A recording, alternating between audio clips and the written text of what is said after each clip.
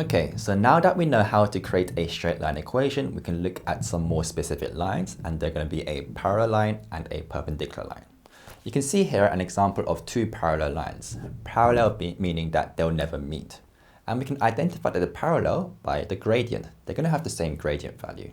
So if I was to look at these two equations separately, if they have the same m values, then we can conclude that these lines are parallel to each other. The second line is going to be a perpendicular line. So here's a straight line here, and a perpendicular line will cross at 90 degrees to the initial line.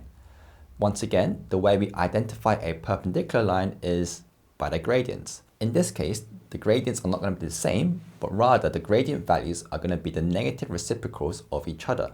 i.e., if I was to multiply the gradients of one line with its perpendicular line, then we should get a value of -1. Okay, so let's take a look at an example.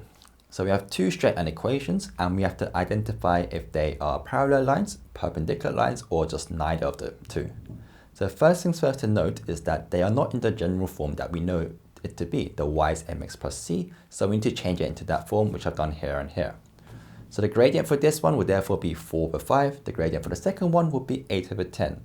They have the same gradient value, which means that these two lines are parallel. Let's look at another example. Same thing, we need to change it into the form of y is mx plus c. I've done it here and here. You can see now the gradient is -2/3 and this is -3/2, so they're not going to be parallel. Let's check if they're perpendicular. If I multiply them together, they should be -1.